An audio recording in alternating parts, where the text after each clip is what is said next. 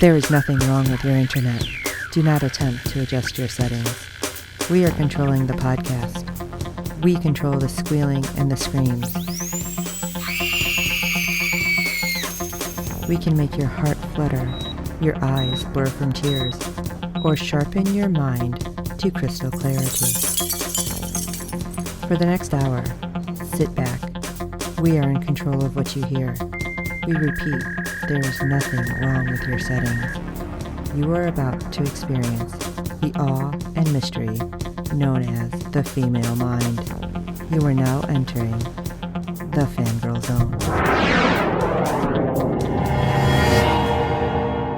Welcome to the Mudhorn Clan cast on the Fangirl Zone. I am Shawn Fangirl S. And I'm Sith Lord Steve. Beskar Dave is MIA today. We are talking about The Acolyte, titled Night, Episode 5 of Season 1. It was written by Cora Donna, Cameron Squires, and Leslie Headland, and directed by Alex Garcia Lopez. All right, we're ready for our in-depth recap. In a dense jungle, the Jedi are put to the test when they confront rising darkness. Dun, dun, dun. Yeah. All right, Shawn, your initial reactions to this episode? Okay, so let me start out saying that I had explained our theory to my husband who was watching with me. And he's like, oh, yeah, that's a good theory. And then as we're watching, we're like, oh, okay, good fight. Wait, what the heck? How is this happening? What? And then the reveal, and I'm like, are you kidding me? Yeah. So I was, by the end of it, I was just mad. But if I took a step back and didn't think about it, I'm like, okay, it was an all right episode, but I was mad. Mostly just mad. Yeah, the Jedi got it handed to him, that's for sure. Yeah. It's like, really? You have all of those with you and they're all being taken out? Come on. Yeah. The only one that fought worth anything was Jackie. All the others just went down real quick. Yeah. Jackie put up a hell of a fight, so I liked it. I wasn't quite as mad as you, but I was disappointed with the reveal, that's for sure, because it sure made a lot more sense for it to be Coral than right, Camille. Especially with some of that build-up and some of the things that were said. Right. Yeah, I'm like, come on. That just seemed lazy, but we'll get into it. Yep. All right. Night, aptly titled. Following last week's day opens with Osha and her adorable pip droid walking up to what they can only be described as a living nightmare. Laying in the dust where the master flung her last week, one of the first things Osha sees upon waking is the twisted body of a dead Jedi, and that's only the beginning of the horrors that lie ahead for her. She follows the sound of lightsabers clashing and discovers the majority of the Jedi that arrived on Kofar with them have been killed during the impromptu siesta, and Yord is about to meet the same fate. Thankfully, for now, his life is saved by Osha's quick thinking through drawing the Master's focus in her direction, even though it's only a brief reprieve for the remaining Jedi.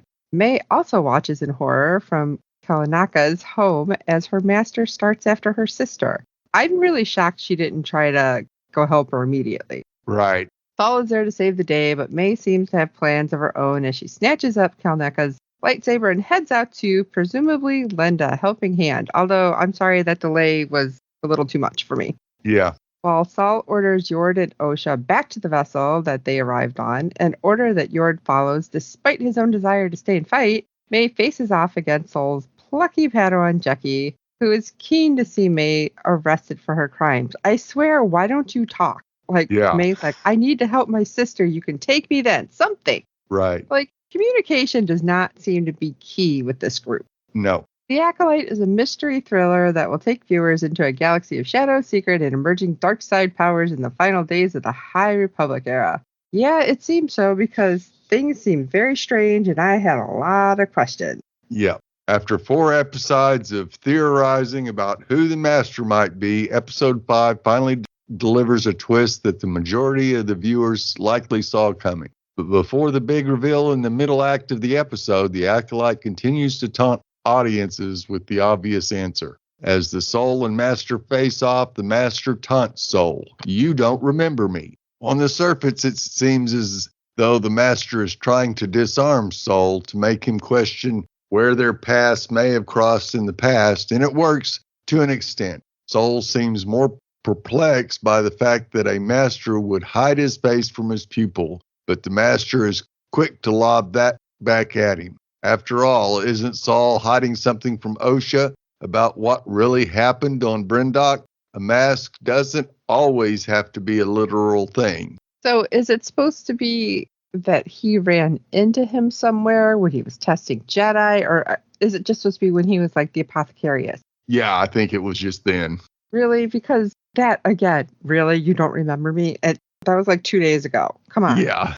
After besting Saul, the master tracks down May where she's been handcuffed by Jecki, and he decides to use Jecki's loyalty as a new lesson for May. For a Padawan, Jecki holds her own against the master. She did really well. Yes, they engage in a pretty epic lightsaber battle, coolest of the episode, which includes double-bladed fake-outs and a really impressive show of skill from Jecki. But as May slips away into the forest, the master sets his sights on her, leaving Jecki in the dust. When the master catches up with May, he's quick to point out that she is weak and a disappointment. But his verbal assault is cut short by Sol and Jecki sweeping in to save May. And this is where tragedy finally strikes. As Sol and Jecki launch their attack against the master, it seems as though Jecki has once again gained the upper hand. After she brutally hilt whips the master's mask off his head, the master drives his lightsabers through Jecki, not once, but 3 times, cutting her down in her prime. Yeah, and did you notice it was like 3 at once? Where did that come from? Yeah. That was confusing me. And I'm sorry, all the headbutting of the lightsabers. It's like, what? I had to watch it a couple times, those scenes, and I was told, oh no, he's headbutting the hilt. I'm like, that's a real calculated move, because just like a little bit off, there goes your head. Good. As her body falls to the floor, who has now easily claimed the title of the hottest Sith in Star Wars history. Sorry to Darth Vader, Kylo Ren, and Darth Maul, your winning streak has come to an end. Sol is understandably devastated to see his young Padawan brutally murdered by the quirky man he let go on Aliga. Khmer mocks Jecki's death by referring to her as an it, but he makes a pretty good point by alluding to the fact that it's Sol and the Jedi's fault for bringing a child into a fight like this. As Sol tries to get to the bottom of Khmer's motivations, Khmer holds May at lightsaber point, expressing his sentiment. While his actions may be those of a villain, Khmer tells Sol that his motivations are fueled by a desire to wield his power how he sees it, without the Jedi interfering. It will be interesting to see if this is the theme that is continued throughout the Acolyte, as it is a defining aspect of the High Republic novels and their clash with the Nihil as well. Khmer eventually does tell Sol that the Jedi would likely refer to him as a Sith, which, sorry to break it to you nerds, still doesn't wreck any of the canon established in The Phantom Menace. Do you really think the Jedi are going to let anyone find out about the Sith when they couldn't even tell the High Council about May? Khmer even mocks this notion, as he says he has to kill everyone who has seen him because the Jedi say he can't exist. Throughout the episode, we see the Master, Khmer, absolutely destroyed the Jedi in combat. He's swift to use the Force to draw the Jedi together so he can deliver a fatal 2-for-1 blow, and somehow he's able to deflect their lightsabers with his armbands and helmet. Was there something that was, oh yeah, some of the stuff can. Is it the Beskar? Well, it's actually something else. Is it? Because I know it was in Mandalorian. We seen that, like, the spear could deflect it. Yeah. We have seen material that is able to withstand the heat of a lightsaber before, but the material does far more than Beskar has ever been shown to do. It is far more likely that this is cortosis, a material that can cause lightsabers to essentially short circuit. First introduced in Legends, the material has made appearances in more recent canon stories like Dr. Alfra. Oh, that would explain why the lightsabers kept acting weird. Yeah. Because I couldn't figure that out. I'm like, is he hitting it like at just the right angle and it's short circuiting, or what is that? That was weird. Elsewhere in the forest, Osha hears the voice of May's younger self As all of this conflict is beginning and she realizes that the Master is going to kill everyone, she and Yord rush back to offer assistance, unaware that further tragedy is about to strike. Yord rushes in, lightsaber armed, and ready to take out their enemy, but Khmer easily deflects the hilt and kills Yord, which it wasn't even with a lightsaber. No. He just grabs him and like snaps his neck. I was like, what? Like, that was my face the whole time. I'm sure you understand that. Anybody listening, like, how did that just happen? Yeah, he doesn't have arms like, a wrestler or something, right? Like, this is insane. There's some ironic tragedy in the fact that Yord, who has been so noble and uptight through the first 5 episodes, didn't even get a noble death. He didn't die in an epic lightsaber battle. He had his neck snapped like a twig. And seriously. Yeah. That is so disrespectful. May seizes this as another opportunity to make a run for it, but Osha puts a stop to her escape by hitting her with a stun blast. Sol and Khmer engage in yet another fight, but this time it's a mix of hand-to-hand, which, quite honestly, is pretty sexy of Star Wars to do. And Osha stops Sol from killing Khmer. Wow, we haven't seen that come back to bite us over and over and over. Yeah, it will. As Sol holds his lightsaber to Khmer's throat, Khmer plants seeds of doubt in Osha's mind about her former master, alluding to a darkness in Sol that he hasn't accepted.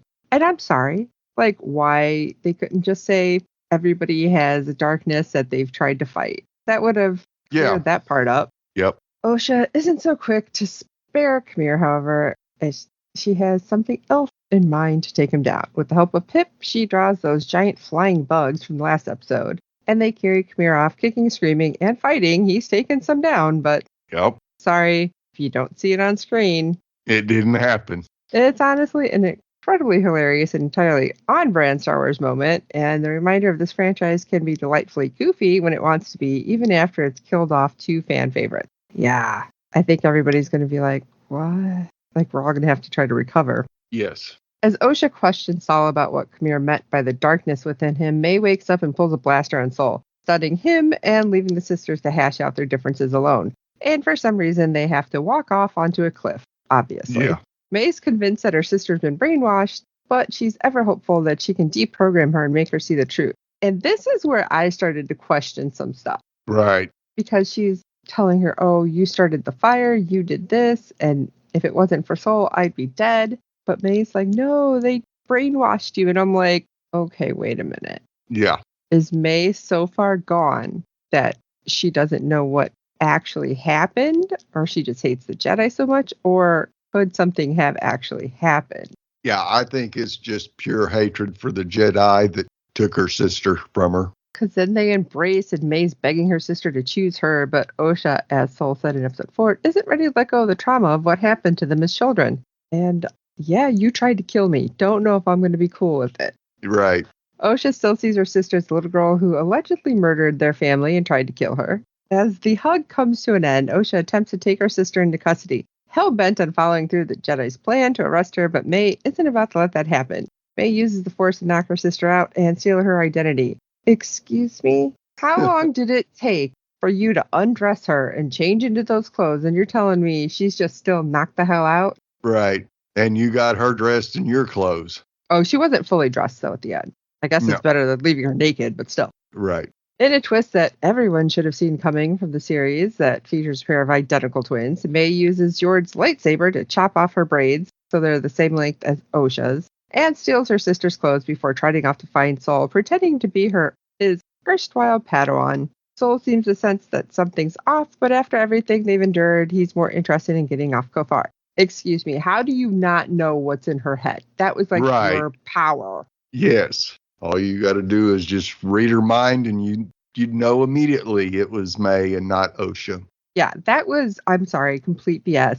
I don't know. This felt really lazy with some of this stuff. Right. The whole ending is definitely lazy. However, it does seem like Basil, with his adorable little nose for tracking, might realize that May's there, the one traveling with them, and not Osha, because, oh, surprise, surprise, Khmer survived. Yeah. And he threw Pip's head, and that's what Basil picks up. Off he goes. But he does find Osha, who May did mostly dress. It's unclear if he knows that the unconscious girl isn't his treacherous acolyte, but it certainly sets up some exciting conflict as May and Osha have now switched places and masters. Perhaps Osha will prove to be the acolyte of Khmer's dreams, since she has so much hate and darkness in her own heart. Now, I was thinking, because you seen her tattoo, that he would know right away that's Right. not May.